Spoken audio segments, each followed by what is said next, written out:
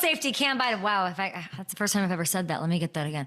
Colts safety, the defensive celebration mastermind, Cam Bynum, joining the show.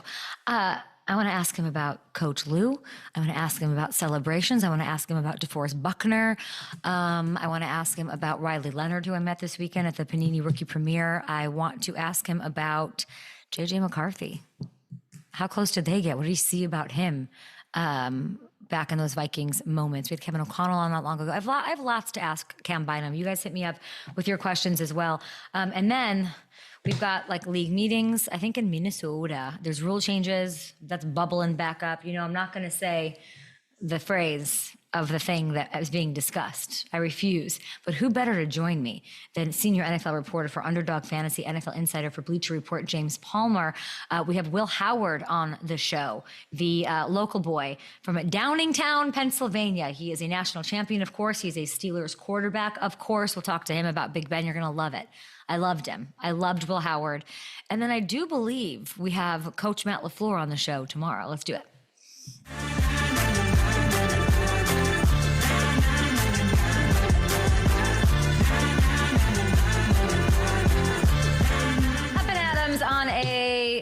This is a tough question, Matthew. On a Tuesday. Welcome to the show. So much going on around the league. There's league meetings. I don't want to ask about them. I don't want to know. James Palmer will be here to fill me in on that. I don't want to know. I don't want to know what's going to happen. I have a feeling this, the thing I refuse to talk about and am nauseated by, I have a feeling they're just going to like make a little, you know, like what a lawyer would do. Just make like a couple little changes, move a couple syllables and decimals around, and it's going to stick around, right? The thing I don't like talking about. I don't know, the vote at the beginning of April, it was 50-50. It needs to be 2/3 in favor of banning it for it to officially be banned. So the Packers did tweak some of the wording a little bit. We'll see if it's enough. They have to get 8 more votes. I don't know if it's going to be enough. My gut feeling says we probably see it around still next year, but it's not going to go away. This is going to be a conversation up until the day it gets banned. We have Coach Matt LaFleur on the show tomorrow, and I've told our producer, the young, brilliant mind of Cal Filson, you weren't here yesterday. I was like, I'm not asking about it. And he was like, okay, psychopath. Like, how are you going to have Matt LaFleur on and not I don't want to. Yeah. I don't want to. We have to. And if you guys have a question about that thing that happens that the Eagles like and the Packers don't like, hit me up. What's the question you want me to ask Matt LaFleur about regarding that? Maybe I'll ask it, but I really kind of don't want to. I had Rookie Premiere Week. I haven't talked to you since then. I just sent you an Ashton Jeanty bite about the number 2, about Deuce. Do you just hear his laugh in these bites? We'll share them on the show. You might, if you want to text it to the control room, Hamilton. Maybe we'll play it in the break. It's so, he's so good. He is such a freaking star. And we have so much. I have this like encyclopedia of moments from 40 of these rookies that we're so excited about. Riley Leonard among them. I know we're looking for that. So it's all on here, you know, and you guys are never going to get it. Everyone on the show is like, do you have a bite? I don't know how to give it to you. I don't know. There's so many goods here from the great people at Panini. We had so much fun. I got little Cam Scadaboo. He's a fave. Mm-hmm. I thanked him yesterday for not headbutting me because it seems like something that he has got like no control over. Like it's like, well, you know, I'm like, I feel lucky that I evaded that business somehow. We got Jackson Dart. We've got so much to get into. And I like, you know, Elijah Arroyo. I like to meeting the Jalen Lanes. We've had him on the show, but to see him in person was really great. I will say Will Howard stuck out to me. Quarterback out of Central Casting meets what a feel-good story. He's a good storyteller, as you'll see here right now. So I was at Rookie Premiere. Take a look. He gets his first rookie card from Panini, which is beautiful. But this is a kid, make no mistake in the story of it. And it was a bit thematic on the day with Isaac Tesla and who else was the other local boy? Kyle McCord. Yes, Kyle McCord being from Mount Laurel, being like, you know, and now being an Eagle. It's no different from Will Howard, but with this, you know, we're thinking Aaron Rodgers is signing. We talk about it all right here, right now. We've been out here all day having a blast at the Rookie Premiere with Panini, but everyone's cold. It is raining. Not this guy. Steelers I want you to know what you have here. You have a guy who's not only warm, he doesn't have sleeves on, no jacket, no complaining. How is this possible? Will, how is this possible? I'm a cold weather guy, you know. I grew up in Pennsylvania. Downingtown? Downingtown, stand up. You know, went to Ohio State, went to Kansas State, played in the Colts, so I'm used to it. Yeah. How extra special did that then feel putting this on for the first time today? Really, really cool. Surreal, you know. It's been my dream my whole life to play in the NFL, and I've got some friends now that are in the NFL, and, you know, it was really cool to see them step into this step of their lives and their journeys, and you know, it's surreal and it's a blessing for me. What is it like just to bond with these guys too in this moment? It's super fun. A lot of these guys, we were together at the combine. You know, I've met some of them, you know, obviously played against a lot of them, and just a great group of guys. I think we got a really good rookie class, and it's been really fun just getting to kind of kick it with them and hang out. I know you're comfortable talking about other people. That's what I've seen so far, which I think is great. Talk to me about Jack Sawyer. What do I need to know? Jack Sawyer, he's a dog, absolute dog. He's just like perfect Pittsburgh Steeler fit. Okay. You know, blue collar, gritty guy.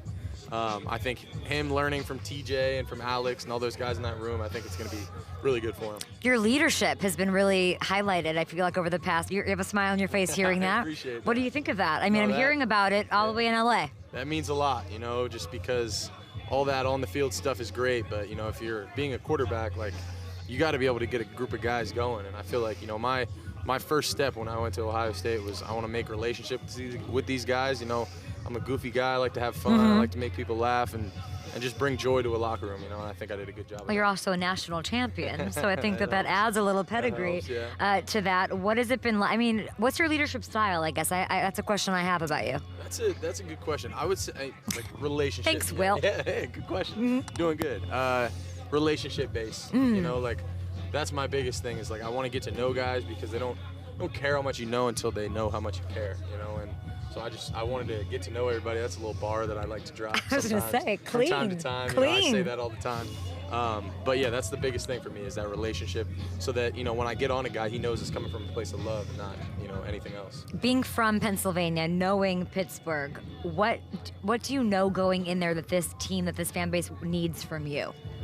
They need a guy, like a gritty guy. You know, growing up for me, watching the Pittsburgh Steelers was Big Ben, you know, and Big Ben was, you know, he was that guy. He was Pittsburgh. He was the Steel City, the blue collar, the gritty guy, you know, and I want to be that too. I want to bring that edge, that energy, and you know, I think I did a pretty good job of it at Ohio State, and I like to kind of, you know, pride myself on that, and I'm going to try and bring it to the Steel City. And he's a 2-time Super Bowl champ. Have you heard from Big Ben? I actually, my first weekend out there in Pittsburgh, went over to his house and got on his podcast with Jack.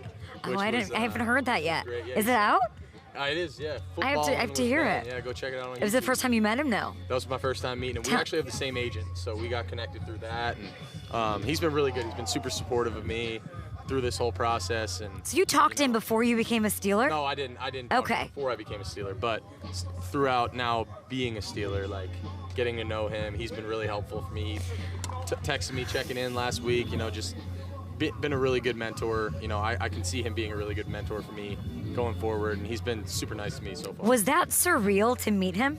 Absolutely. Take me to the moment. Take me to that moment. So, I mean, obviously he's got an unbelievable house, and, you know, it's like a gated entry, and, you know, you drive up, and we drove up in Sawyer's big Did you have to say, like, to a person, like, hi, it's Will Howard here for Big Ben? How did that go? It was like, it felt a little weird. I just texted him. He said, text me when you're on the way, and I was like, okay, that's a little weird, and, you know, whatever. And then I got there and I was like, that's why, because there's a gate. So I was like, you know, we're here. So he opened the gate from home. I guess he probably hit something on his phone, you know, who knows. It's like you're talking like, he's not Batman, Will, calm down. No. Like, what are you talking about? Seem like you're like, he opened the gate with his mind. You're like, he's like Magneto or Xavier or something. Anyway, okay, so you roll up, you park, and then what? Then we walked up to the door, knock on the door, and he was right there. And him and his buddy Spencer and his wife Ashley were right there. And you walk in and it's a beautiful home. Like, they have 3 kids. So as soon as you walk in, there's like 2 staircases and there's this little room to the left. Goals. And I look in there and I see 2 Lombardi trophies and just like a zillion Steelers 7 jerseys. And I was like, wow, like, I want to hopefully someday have something like that in my house. You know, it was pretty damn cool. Did Aaron Rodgers come up in these conversations at all with Big Ben? Nah, not really. Oh, no? I'm sure No, not at all. He asked once or twice. Yeah, maybe his name was mentioned once or twice. That name's been thrown around a lot. And what do you think of that? I'm sure it's somebody you grew up also, you know, looking at and loving. Idolizing growing up. Yeah. You know, and you know, I don't know what's going to happen. Who knows? You know, that's all over my head. But, you know, I'd love to be in a room and learn from him, you know. Again, who knows what's going to happen? I have no idea. That's above my head. I like it. Tomlin, everyone's a player's coach, not player's coach, whatever. Like, what do you make of, what's the difference of growing up and watching him as a fan and as a football guy in college, high school, all of that, and then actually, like, that's your boss now? What's the difference? Yeah, like, my first time meeting him was at the Combine. I had a formal interview with him, and I walked in, and he's like, damn, that's Mike Tomlin. It's crazy. My whole life, like, he's like the longest tenured coach in the league, you know, and I walk in and he just could not have been a more down-to-earth, genuine dude. And he's been like that ever since. You know, I've never had an interaction where he's acted different. Like, he's the same guy every time you meet him, true player's coach, just wants what's best for you, and he's going to push you, but out of love and in a good way. I like this Panini colors with the uni. It works for me. What is it like to watch us all go down with Panini, which I'm sure you've loved since you were a kid too? Yeah, Panini. You know, I growing up was a big trading card guy. I had baseball trading cards. I had football trading cards. So now getting to be here and signing these trading cards and making like my own trading cards now, crazy. It's crazy. You know, it's surreal. I did a little bit of it in college, but. Did you have a Big Ben card? I'm sure I did. I don't know where it is, but it's got to be somewhere. Way to make him feel old. That's what you should do. Like, Big Ben, I had your card when I was 15. You're like, oh, gosh. Well, because you're so special, and this has been so great to hang out with you, we actually have a card for you. Really? Oh, we do. Wow. I want you to open this. Jason, I'll take your mic. Uh-oh. What do you think? From right now? Yeah. Jeez, that's dope. Do you like it? Yeah, that's awesome. Oh, look at this. That's pretty sweet. We just took that. We just took that. Not that long ago. That is a 1 of 1 for you here, rookie premiere weekend. Thank you so much. Isn't that insane? Yeah, I'm really trying to imagine what it must be like to be you in this situation. No, Look at that insane. face. Oh my gosh. Got me cheese in here. Oh, that's awesome. That's really, really cool. I love it.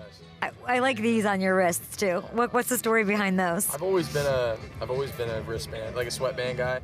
I tend to sweat. I don't have to tell I'm a little warm-blooded. I wish I was you. Gosh, I wish I was you. When it gets hot, I sweat a lot, so it keeps the sweat off my hands so I can grip the ball better. And I usually always write stuff on it before games, so it keeps me warm-blooded, cold-blooded, everything in between. Will Howard, everybody. Unbelievable. Can you tell I completely fell for Will Howard there? Like, I'm buying everything he's selling. He was so incredible, so charismatic, had every answer for every right question. The storytelling ability on the fly, in the rain, everyone was freezing, running around, keeping it together. The man was radiating heat. He was warm. He's from Downingtown. He's a local boy. A great addition to that locker room. And if Aaron Rodgers happens to sign there, and he probably will, can you imagine? Just a great guy to sort of soak up and be able to just absorb what it's like to have that kind of greatness around him. He's got Big Ben as a supporter. It's great stuff. Short break here. Cam Bynum is on the program. Let's go. It's so weird to call you a Colt. I think it's weird. We'll get into all of it. There we go. Smiley Cam Bynum after this. Should I throw to it? Okay, we have Ashton Jeanty. Here's his clip I got to show you. Awesome. Take a look. Number 2. Yeah, that deuce. It is. Hey, y'all, I didn't get this for free, man. Why you know, are we laughing? Cause I had to drop a little bag, I would man. like to know how much. You can tell me. I can't put that out. To All-Pro kicker Daniel Carlson, of course. Yeah. Okay, let's start here. Ashton, we're friends. It's fine. You call him, or you have someone call him. How does that go? Yeah. So originally I talked to the head equipment guy. Yeah. And then he said, "Hey, you're gonna have to talk to him about it." Why'd you want to? I've worn it majority of my career. It's the day greatness was born. It's the day I was born, December 2nd. It's family number. All my family members who play sports, they wore number 2 as well. So it means a lot. It was but important enough to you. Yeah, and for the brand. What's the equipment guy's name? Bob, yeah. Bob? Yeah. Bob with the Raiders. And you say, I want 2. And he says, no, that's all pro Daniel Carlson's number. Yeah. And then he says, you got to call him. You gotta talk to him. How did you get his number? He gave me his number. Okay. And put me in contact. Bob facilitated, you know what I'm saying? Shout out to Bob. Does Bob get a broker fee? Like, let's talk about that. Nah, he just gets my love, you know. I bring joy to his life, you know, so. Oh, okay. Yeah, you really do bring joy to him. I bring joy to him. The sun came out since you came out here. Okay, so then you take me into the phone call. So, yeah, I called him. I was like, you know what I'm saying? I'm trying to get that number 2, you know. I'm willing to negotiate, you know, whatever you're thinking. You know, I gave him what I was thinking, you know, first. Then he came back, you know, and I'm like, hey man, I gotta do it, you know. I gotta drop that little bag for number 2. Are we talking? What's a little? Are we talking like college tuition? Like what are we talking? Yeah, it's up Like a up Honda there. Accord? Like what Now, can you buy for that? A brand new Lexus? What are we talking?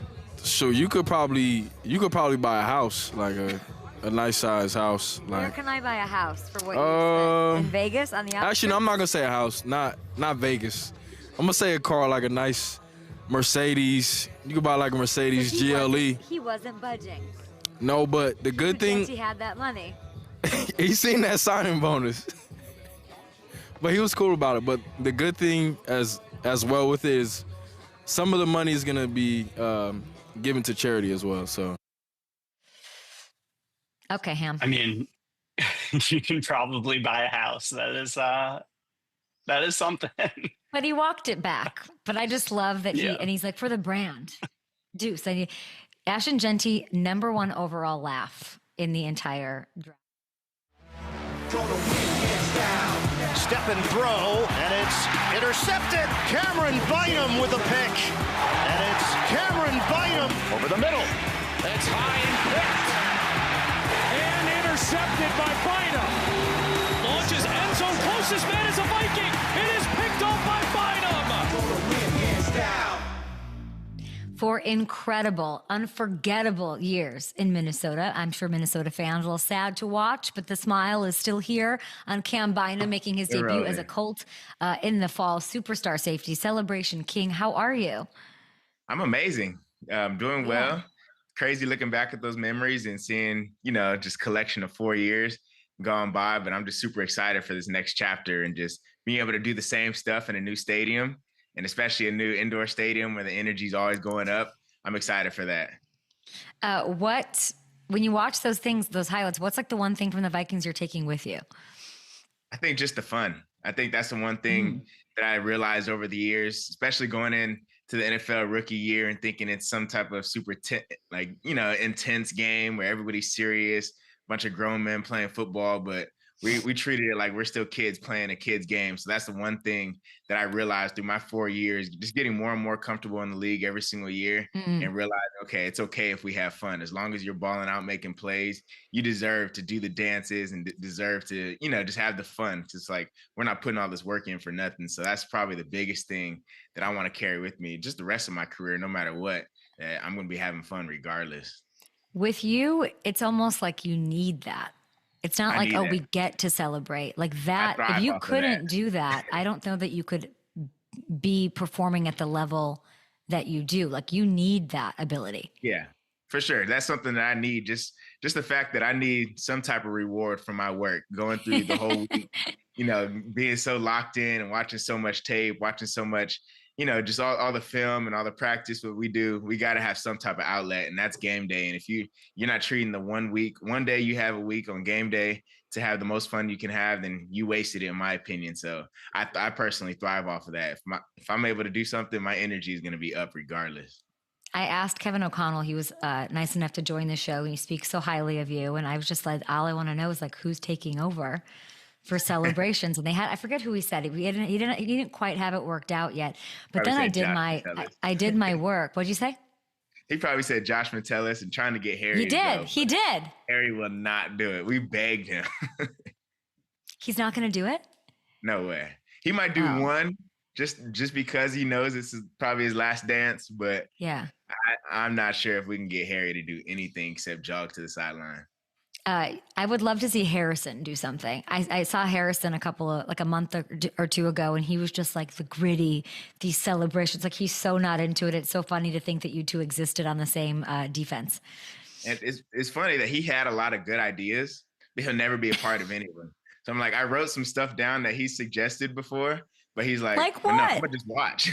I'm like, why are you suggesting if you're not gonna be a part of it? But that's my guy. So it's just one of those things where we had to understand over time, no matter what, he's just gonna be the old uncle watching from a distance, but being happy when we do something.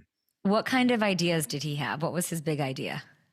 He had a good one. It was kind of far-fetched because it's kind of tough. The dirty dancing lift where you lift somebody up. I'm like, first of all, I'm not jumping up there because I don't trust anybody to lift me up mid-game and hurt me so I can't return. He had a few that would get for sure fined and penalized. The fact that Harrison Smith wanted like the rom-com of the 80s, exactly. the dirty dancing. That shows did you guys practice a dirty dancing? Did you guys try to do it? No. I shot that down. I was like, that will be viral, yes, but I'm not going up there unless you do it. I said no. Yeah. So we didn't even get to practice. Odell and Eli did it for a commercial, I remember, but never in game. What's funny is that you won't do that because of safety issues, yet somehow you jumped out of a plane in Dubai. Talk me through this. How'd you find this? So funny part, this is my 5th time skydiving. So that's one thing that I'm obsessed with, being a thrill junkie, and just anything that is like fearful or dangerous, I like to do, just because of the fact that I'm able to, conquer a fear. I feel like it affects me when I'm on the field. I'm like, okay, I can't be afraid, no fear, no hesitation in anything. If I can jump out of a plane, I can do anything. So yeah, fun fact, this is my 5th time going. And when I went to Dubai earlier in this offseason, I went 2 days in a row because my sister chickened out the first day. So I'm like, all right, if she's brave to do it the next day, I'm going again. I've done it, and my face did not look like that. Like, why does your face not? Is this CGI? Is this AI'd or something? Did Grok do crazy. this? Because like your face isn't being blown back. Like, I don't like you look so calm, and that's your 5th time doing it. Got it. And this was, by the way, before he signed his deal. I don't think you'll be skydiving exactly. just so Colts fans. I was unemployed at the time. Yes, I was relax. unemployed. Yes, he got his thrill-seeking junkie stuff like out the way. Everybody calm down, and then it's time for the congratulations and the celebrations and the dances, because you got a much deserved. You earned this, Cam. 4-year deal. When I saw the news, want to know what I thought of? What'd you say? I thought, like, how did he get, what was the play? Like, what was the play that they were like, F yes, we need him to an AFC South rival, right? Walk me through what I think was the play that you could just be like, yep, it is the game-sealing pick up against the Jags Week 10. Yeah, that's the biggest thing, the game sealing. You said it yourself, just being in the 4th quarter under 2 minutes, and they're kind of driving on us, got to midfield, and it was middle of the series. And it was just one of those where we saw an adjustment. We're like, okay, now we can do it. And just the fact that I was able to catch that ball was probably the most impressive part in my mind. Just thinking back on that, like, that's a tough catch to make. And in the clutch, and the fact that I got my celebration off against now one of my rivals in the division. So I think that was for sure the one that they looked at, was like, okay, if he keeps doing this over the years, we're good. And you hit the celebration of the year off of it. You were top 5 when it came to making plays on the football last year, according to our friends at Pro Football Focus at PFF. Now, I did my research, and I just have reached out to a bunch of people, and I have it on good authority that Coach Lou is going to let you bring the celebrations to Indy. Tell me, has there been a conversation between you and he, between all of that? Explain. Me and Coach Lou actually have not talked about that, but I feel like at this point it's a given. If I'm there, I think that's what they understand. Like, this is what comes with him signing here. This is what comes in that guarantee of money, that it includes dances, but the dances include turnovers. So that's the main thing. He knows that we're going to go out there and get the ball. And I've even talked about it with the other DBs, especially Kenny Moore, one of the vets in the room. I've been talking to him like, no, we have to bring this energy and we have to turn this whole stadium up. I want it to be the most fun atmosphere that they've seen there since Peyton Manning days. And that's just the energy that I'm coming here in Indy with. And but yeah, like I said, they know what's to come with Cam Bynum. They know it's going to be the fun and the energy, but the plays being made first. I like the fact that you guys you seem to have like a notebook. Like when you're saying Harrison has ideas, you write them down. Like, I think it's very funny that and we've all seen the behind the scenes footage and like how seriously you take it and how it's a part of your game. You got like maybe the most celebration friendly mascot now in the business to maybe be a part, maybe you absorb the fine, maybe you guys do that because blue's a lot of fun. And I'm wondering if you can right the wrongs of Harrison Smith with DeForest Buckner.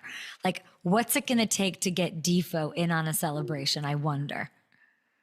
He'll do it.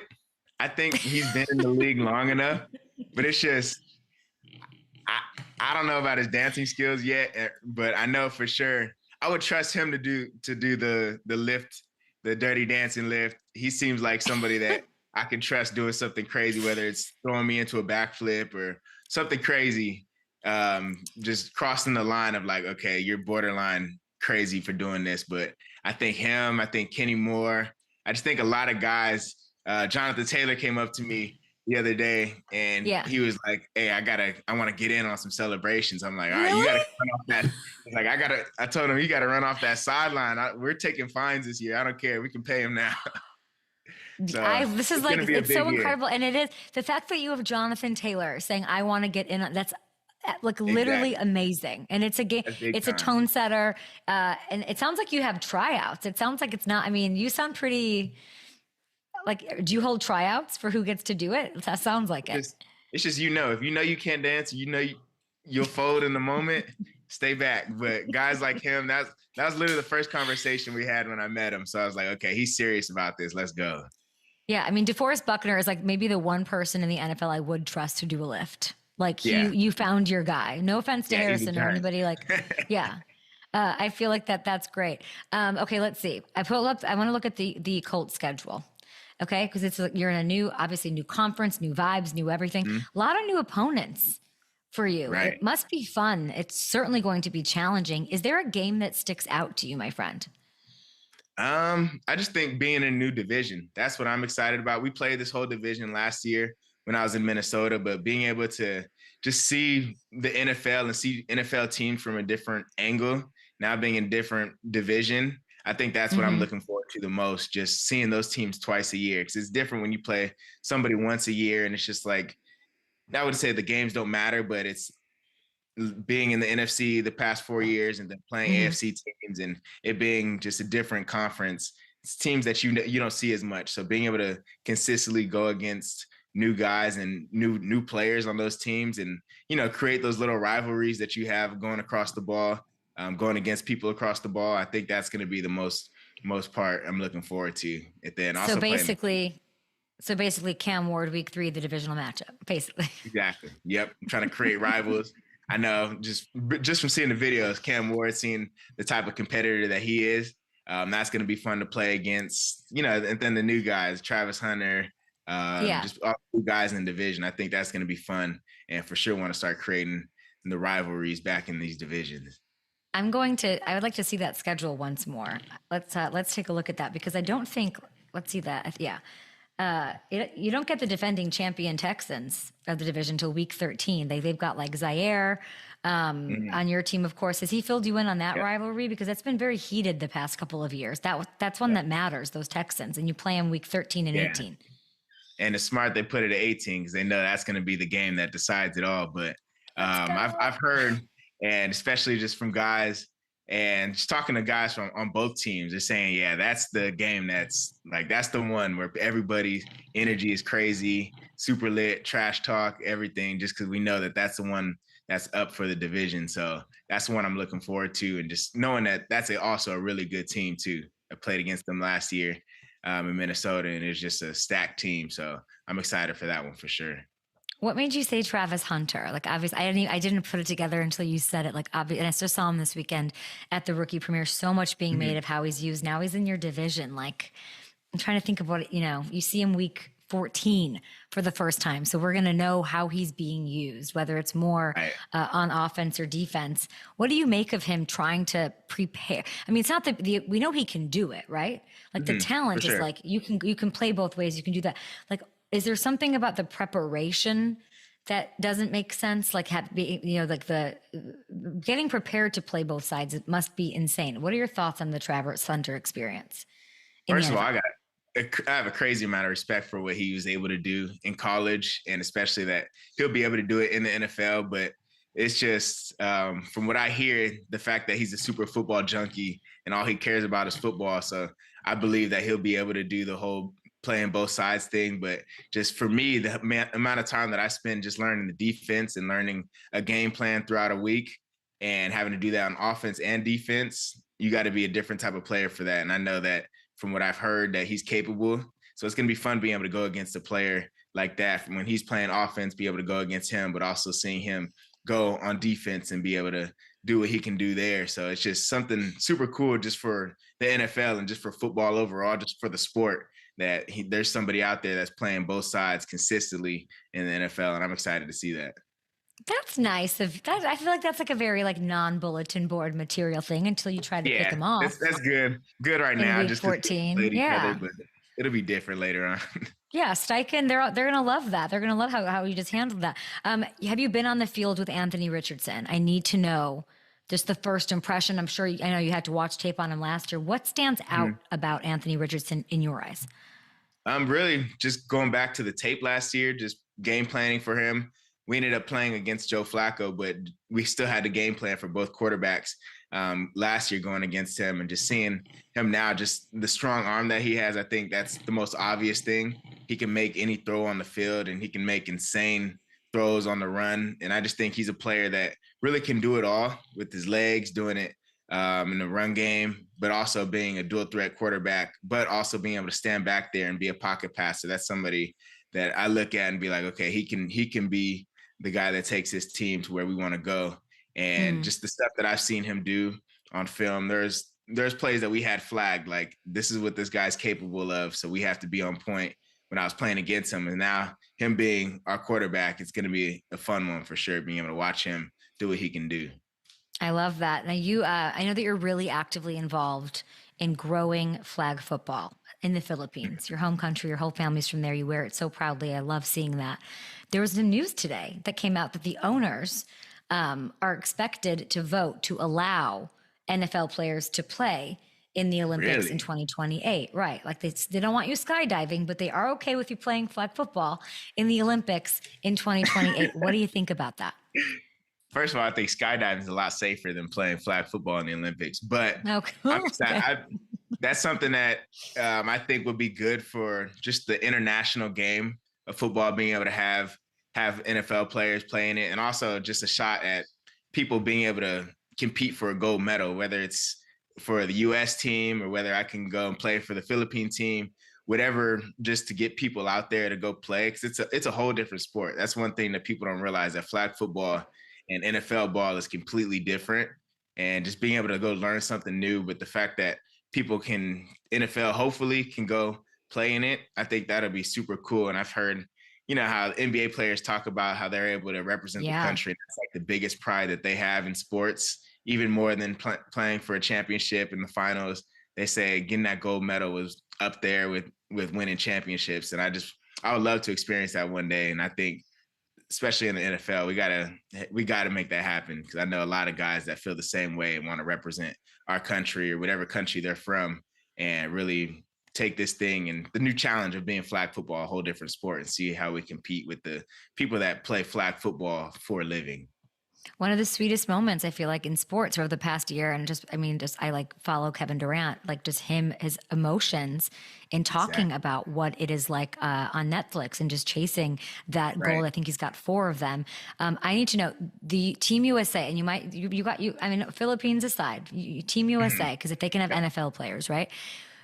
USA wins gold if these 3 players are on the USA flag football team. You pick. Lamar Jackson at quarterback, because nobody's catching him. I I'd say Tyreek Hill, because the smallest players are the best flag football players in the world. And speed. And yeah, speed. Then you got, I say Justin Jefferson on offense. Defense, I have to go. I got to put myself because I want to go middle. Then I'm going all corners. I'll take Jalen Ramsey and Pat Surtain. Pat Surtain, yeah, and Jalen Ramsey. Jalen Ramsey, people really? That could lock up. Just people that could lock up, and that's the game of flag football. You just got to play man. Yeah, I got to play. Yeah, and I like that you're saying that it's different. I love what you do. Like, obviously, you have all these youth football camps. You have all these like ways to get kids more involved in flag, and it's really beautiful. I'm going to keep you through the break because I have one more question for you, but appreciate you for joining us on the TV side. Sure. We're still very much live on YouTube. We'll be back after this with James Palmer. I want to ask you about, you mentioned Justin there. So I want to ask you a little bit about JJ. Don't get mad at me, but I'm really putting the pressure on the Vikings to win the Super Bowl. Can they do it without you? I don't know, but I feel like they're built, they're ready to go. I know JJ was hurt. When you were around him, like people want to use him as this like reason that they aren't contenders. Like, oh, we don't know what JJ looks like. Is that fair? Or am I right? And like, no, they got to win with him and he's ready to go. I know he's ready to go. The fact that he had a season-ending injury in preseason and we still saw him every day, that says something in itself. The fact that he did, you can tear your meniscus and it'd be a full season injury. And okay, it's fine. It's normal to not see somebody the rest of the year unless you go look in the training room at some random hour of the day and see him in there. But the fact that he was still in meetings, he was still, bothering us defensive players, asking what coverage were you guys here? What would you guys do in this play in the game? And those are the conversations that I had with JJ going through the season. And he's just coming up to me. Yeah, I'm like, dude, it's November. He's talking about next year. Like, bro, I'm so ready for this offense. And just those conversations that just told me that, yeah, he's different. The fact that he's sitting here after a game in the locker room and we're talking ball and he still has his knee brace on and walking through, flipping a football in his hand, throwing passes to guys in the locker room. I'm like, yeah, this guy, I want to say he's weird, but he's different. That's my guy. So that's somebody I respect. And I know that he'll be able to get the job done. And I think they're in good hands having him there. And regardless of what happens, I know he's going to figure it out and thrive in any situation he'll be in. Oh shit, Cam! I really want them. I mean, they're not in your conference. I just want them to get there. It'd be. I mean, I don't have to tell you how meaningful that would be. And he has Justin Jefferson. So, like, I think he'll be okay. People who think that he's like a rookie and he's young and he can't. I think he'll be okay. Speaking of young, I want you to talk before you go. We happened upon Tiara, my producer. Quickly, there's this highlight reel. What do I need to know about Caleb Bynum? Let's go. Ooh, okay. He's really doing every single thing that I'm doing, all the training and everything. So he really has the cheat codes, and he's the next one up for sure. He's a freshman, just finished his freshman year, but he plays football like a vet because mentally he knows the game and is able to copy everything I do. So my little brother, Caleb, he's for sure the next one up, and being able to do everything that I do, train against and with NFL guys as a freshman in high school, and being 5'11", 175, 180 already. I'm like, you look doing way better than I was doing freshman year. I was about 115 pounds my freshman year of high school. So the fact that he's able to do that, I look forward to seeing his recruitment, and whoever can offer, whatever college coaches out there can offer him first. You guys got special place in the Bynum family. You're watching Cam Bynum here. We're back on the TV side on FanDuel TV and all over still on YouTube. And if you want to, obviously, guys, sign up for the YouTube because we just got really great content about JJ McCarthy that you're going to need to see, but you got to subscribe to the Up and Adam Show YouTube page. You have a 4-day football camp happening in the Philippines, July 3rd through 6th. People will get this out there. Go sign up, get involved in football in the camp for you. It's Camp Beasy, I believe. So thank you for all that you do for the youth, for your nationalism with the Philippines, for your celebration and bringing this to the Colts. I'm so excited. It makes sense. I love it. I love Coach Lou, and I can't wait to see what you do for Indy this season. Yep. I'm excited. Thank you so much for having me. As always, enjoyed my time. And I'll for sure see you again. Appreciate you, Cam. We're going to switch gears now and talk, we're talking about some of these rookies. I got to talk to Broncos receiver Pat Bryant, and here's just a little piece of that right now. How will you build your chemistry with Bo Nix? Like, what do you think is the quickest way to get on the right page with him? Well, we are actually all taking like a quarterback and receivers retreat.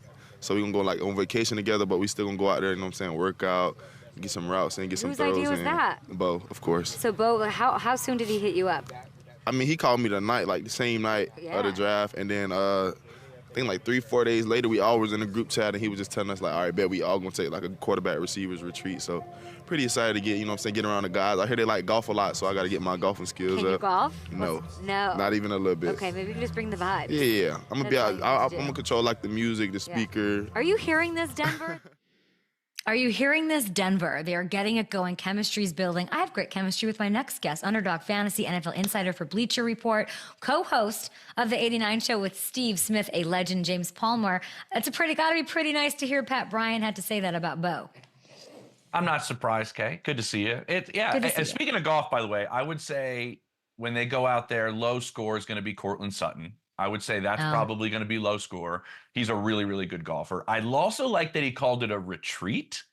That gave a bit of a work vibe to it, right? This is an offsite. This is a situation that we're going to get a lot done. This is the way Bo operates. It's the time that he's had. It's one of the things that sold Sean Payton on him so tremendously. And you think of everything they put on his plate in year 1K, like all the different formations that they had, all the things he was doing at the line of scrimmage. People in Denver were kind of going, is this too much early on? Well, look at the way it finished and the growth he made in 1 year. And now he's just kind of taken the reins of essentially this entire organization, if you ask around, and what he's doing on offense with a couple new little pieces around him with Ingram, a new back in the draft. You got Bryant, you got 2 rookies from last year that they think are going to take a big step in Devon Vele, who not a lot of people know outside of Denver, but had a pretty good rookie year. Troy Franklin.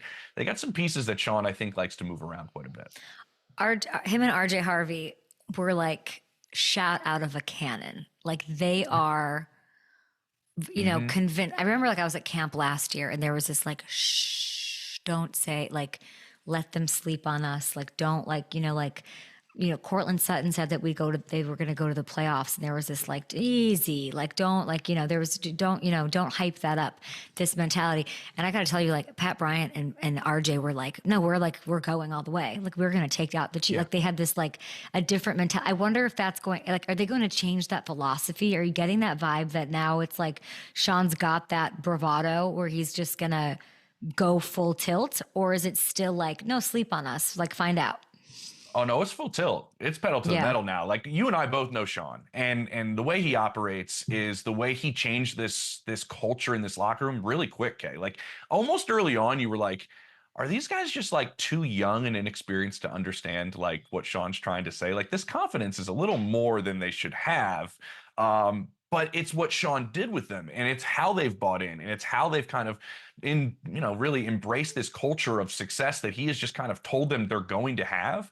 And then the success of Bo in year 1 with an offensive line that's in place, with a defense that might be the best in football. I think that played a bigger part for Bo's rookie season and will play a big part in this second season, more so than people think. He doesn't have to play hero ball. He has a defense that gets stops, a defense that gets offenses off the field. You add Barron into that mix, like what they did in the middle of the defense with Dre Greenlaw and Talanoa Hufanga. Like I've texted with Vance Joseph, like this unit's going to be something special on that side of the ball. And you take a sophomore jump for Bo Nix. I don't think they want to come in anybody sleeping on them. I think they want, I don't want to say a target on their back, but they want people to know that they think they've arrived. Certainly feel that that's the vibe in that room.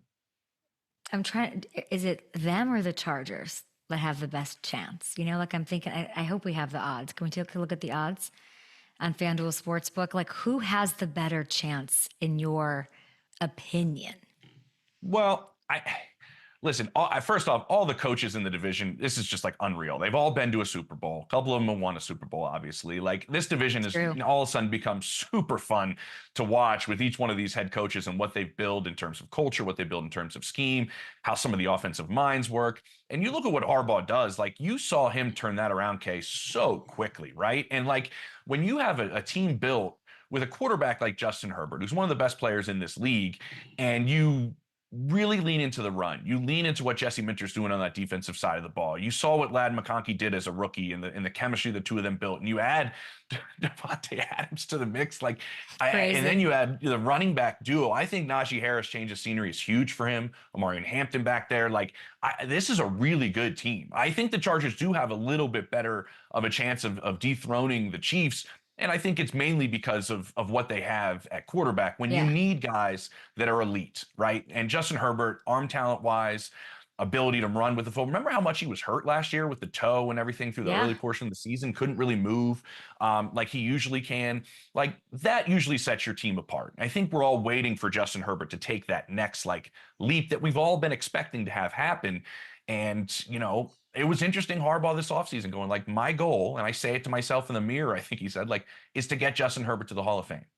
And I think it's it's a really cool thought process from your head coach, knowing the talent you have at quarterback. And I think that's what separates them from Denver a little bit right now. I always have, gosh, it's such an interesting, I actually hadn't looked at and thought of the coaches just as they are. I think I've been focusing a lot on the NFC North when it comes to coaches because LaFleur's nuking Ben Johnson and he's the hot little number and all of that, and KOC I have really big expectations for the Super. But the AFC West coaches are unbelievable. I know, and then Jim in his second year, what can he do? It's so freaking interesting. And then Pete, I was just with Jeanty and what's his name? Beck, what's his name? The other Raiders, Beck, the draft pick, and he looks like a tight end. He was they're just in on Pete. They love Pete, and I'm they're glowing about him and what he'll be able to do. It's super it'll be fun to watch them try to nuke each other. I have the most. I think the Broncos though. I don't know. I just do. I just feel like I have more faith. Defense is no joke. I don't know. It becomes do I have faith in Justin versus Bo? For some reason, I like Bo, and there's nothing against Justin. And I think obviously they're going to run more, help him out. I get all of that. And you said Devontae Adams Ram. I know that he's not in that division, but I want Keenan back. I want they have Trey Harris. I really enjoy him. It's a great little argument here. And then it's why are we doing it? Let's get the bill and go home because the Chiefs will just run over all of them, and we're doing heavy lifting. Okay. So you feel like this is not revenge tour, Patrick Mahomes light the world on fire? You think there's room here? I will say Patrick's going to do that, yeah. I mean, if anybody wants a chip, doesn't want to face somebody with a chip on their shoulder, it's Patrick and the way things went in the Super Bowl. I don't know, and I remember coming on here after the Super Bowl, if things went differently and it wasn't the beatdown that it was, I don't know if Travis comes back, right? I think that was a big part of him coming back to the Chiefs because of the way things ended in just such miserable fashion. And remember last time they got mollywopped in the Super Bowl. I was at that one where it was by the Tampa Bay Bucks, and look what they did after that. And so I don't put anything past Patrick when he's got a chip on his shoulder and he's upset about what's gone on.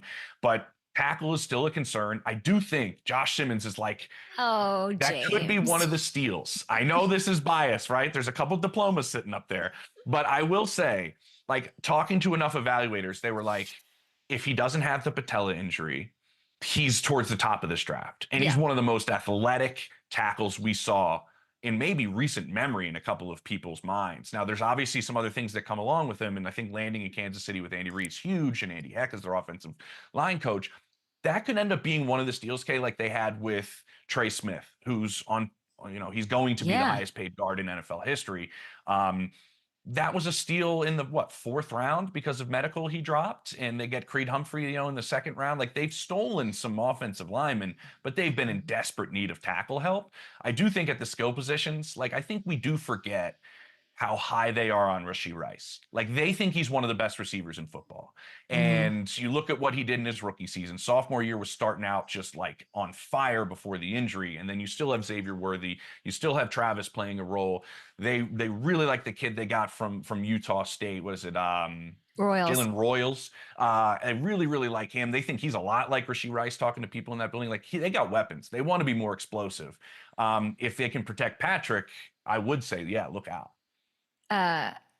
Feels like a clip that's let's put this out into the universe, that James Palmer is saying the Kansas City Chiefs with Patrick Mahomes, 9 straight division titles, this isn't their year? Is that what you're saying? This is the year that they don't win the division? No, I think this is maybe their toughest stretch of his career. I would say that in terms of specifically within the division, definitely the toughest stretch of his career. And we've already seen Patrick, like you saw Brady go through these things throughout his career. And I some people shy away from those comparisons. I don't. I've been around both of them. I think they're both wired in a very specific way that they can change their game, Kay, to make sure the team wins. And that's really what they care about more than anything. And we've already seen some iterations of Patrick kind of change as things have gone on. The beginning with Tyreek Hill and McCole Hardman and throwing the ball over the field and then leaning on his defense and, doing all these, like, I think we've seen him adjust, and I think we're going to get an opportunity to see him adjust again because he thinks he knows, the division is much different than the first part of his career. Is Rashee Rice good to go? What's going on? Yeah. No, I think he's going to be really good. I mean, obviously they're taking things really, really slow with what's going on throughout the spring. No need. You obviously have other young guys you're trying to get, some more work with anyways, right? You have other plans for Xavier Worthy that you'd like to expand because, man, was he thrust into a bigger role than they wanted to put him in that first year. They wanted to limit it. Yeah, they wanted it to limit it. And then Rashee goes down and it's like, no, now you got to do X, Y, and Z on top of what we kind of wanted you to do. I think in camp, like towards that latter part of camp, it's up in St. Joe. I think they're going to be really fun to watch. I'm going to stop by. I think they're going to be really fun to watch. You're going to kind of see some of that explosiveness that they've been searching for, that they wanted last year. And then they lose Rashee, they lose Hollywood Brown. And it's like, we can't be the team we wanted to be. They still won a ton of games, but they didn't do it in the manner in which they wanted to. And they're trying to do that this year.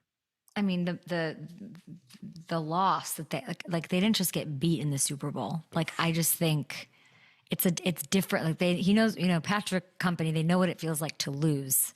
But what happened to them was a nightmare. It was just enough to get them to their next Super Bowl and to win it, weirdly. And then you're talking about coaches. We've got 30 seconds here, but Sirianni getting his deal. I was just telling freaking Hamilton, I'm so pissed because I was like, Hamilton, pop on here. I was like, man, we need to do a thing about Sirianni. Like, I just don't feel like we give him love. I don't feel like, and then, Hamilton, doesn't listen to me. We didn't do a bit on it, Ham. Yeah, I mean, we ran out of time in the week, but you're 100% right. I think, it's like with everything the Eagles have done, the Saquon of it, the Howie of it, it's like we almost overlook Sirianni to a degree, which is not fair because he's done an incredible job there. Yeah, what do you think of that? Just the deal, James, and then what's to stop them from being there right again and crushing everyone again? Yeah, everybody had been rewarded in that building. I mean, why shouldn't the head coach get rewarded as well? I think what we oftentimes forget about, Kay, and we see this a lot with what's the next hot offensive coordinator in terms of play calling, like who can we hire? Like, managing people is the number one thing about being a head coach. And I think Nick Sirianni showed all of us how he was able to manage people this last year. Oh yeah, guess what? We have one of the most talented rosters in football. Okay, you got to feed all those mouths. Like, you got Devontae Smith, who should be a 1 on the majority of the teams in this league, sitting going quarters without a target. You have A.J. Brown blocking his tail off because you have Saquon Barkley. You have Dallas Goedert, who a lot of people in this league think is a top 5 tight end in football. But he's like 5th in terms of your priority list on the offensive side of the ball. To manage all that is huge. And I've talked to a lot of coaches on that staff this past year, and they said the way Nick was able to allow us to coach, do the big picture stuff, figure out situational football, which is his specialty, fundamentals, which is his specialty, and really being able to manage personalities and manage the room, repair a relationship with Jalen Hurts. I thought he did a great job, and I don't think there's too many people in that building that would disagree with the job that Nick Sirianni did. And I think we overlook the fact that you have to manage personalities throughout the course of a season, and that's I wish we had the odds. That he had. I wish we had the odds for Philly to run it back from FanDuel Sportsbook, and we'll check those out in the break. Short break here, back with James Palmer after this. Still, of course, on YouTube, getting this content out. Ham, we should put what's the Philly odds? Or for him, are there Coach of the Year odds, anything with Philly? That would have been smart to put there. I don't know. I don't have them. Take a look. Plus 650 to win the Super Bowl. You in, James? Which are the shortest odds anybody has as of right now? I mean, I think repeating is so difficult. Like, I think there's that aspect of it. I do think not being in the AFC with those quarterbacks is huge. We'll see what happens with playoff reseeding, and how that could impact, this year if that gets through, like in terms of, how your playoff path goes. but I think the division is tougher than it was this past year.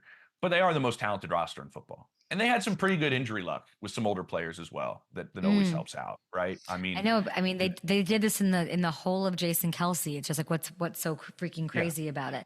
I want to ask you about Trey Hendrickson, because that's a hole that I don't think the Bengals could climb out of if they move him. He's saying he's not playing on this current deal. Everyone can have their opinion on it. Which team should push the hardest to trade for Trey if he becomes available? And it seems like he's available. And, why is it the Packers? Well, yeah, everybody's been saying, like Green Bay pass rushers for a while now. Yeah. Like, I'll put it out there first. I do think something gets done. I think he ends up staying. I think that's the most likely type of thing that ends up happening. The thing that I wanted to mention with you mentioning Trey, like, you don't make the deals for Jamar and T. Higgins, and you have the deal in place for Joe, and you push for all of those contracts to be done to not be on a Super Bowl pursuit. You can't win a Super Bowl without a star pass rusher. Like, it just doesn't usually happen very often. And so if you're looking to part ways with him, are you all in on a Super Bowl? Like, and he's just an enigma because 30 is a weird age. He's almost getting better with age, in all honesty, like a slow start to his career. And now he's played so well. I think something does end up getting done. I just think it's hard when you mention him getting moved when everybody's already spent their money in free agency. They already went through the draft and filled some other holes there as well. The amount of money that you'd probably have to have, because you're not going to trade him and not sign him, like, it's going to be a difficult process. They just, not saying it's impossible, never say never in the NFL, but like, okay, like, deals like this don't happen trade-wise at this point of the NFL calendar very often. Interesting. Back on the TV side here in a second. Issachar, your old friend James we're back in 30 He was in my seconds. ear earlier. It was a nice. We're gonna get back for this last question. We're gonna end it with the Chiefs. But I thought you were at the Rockies game. Dinger number 300. Let's go. Well, off the third level facade for a Shmore bomb. I'm going to all four, obviously, rightfully so. That was the opener against the Rockies. It's a shame that team is just not you should very tell good. Him that. At all. But okay, great. Phillies banging out 17 hits last night. I'll be there again tonight, Wednesday night, Thursday afternoon. Back with James Palmer. We started with the Chiefs, I think. Maybe not. We started with the Broncos. Let's end with the Chiefs here. Yeah. Brock gets his deal. We've been waiting on a new Mahomes deal. Tied for 14th annually among quarterbacks, as I'm looking at the list here. And so are you, hopefully. Is this going to happen this offseason? I think Patrick is, like I mentioned, the comparison to Brady, the amount of money they make off the field, they put into account in what they do in terms of hamstringing a team on the field in terms of salary cap. I would say we know this contract is so unique compared to every other deal in the NFL with the length of it, with the terms. I'll say this, Kay, like, the relationship between Patrick and the front office and the constant communication of, like, are you happy? Are you good where you're at? Is very, very good. And he will always be compensated accordingly. But I do know that he thinks of things a little bit differently. I think he'll be completely fine with what's to come. I'll say that. And that's why we love him, James Palmer. And you are crushing it, by the way. I hope you're happy. It certainly looks like it, busy. Check out Underdog Fantasy, Bleacher Report, and the 89 Show with Steve Smith. We appreciate you. Enjoy Dinger number 301 and 2. Bye.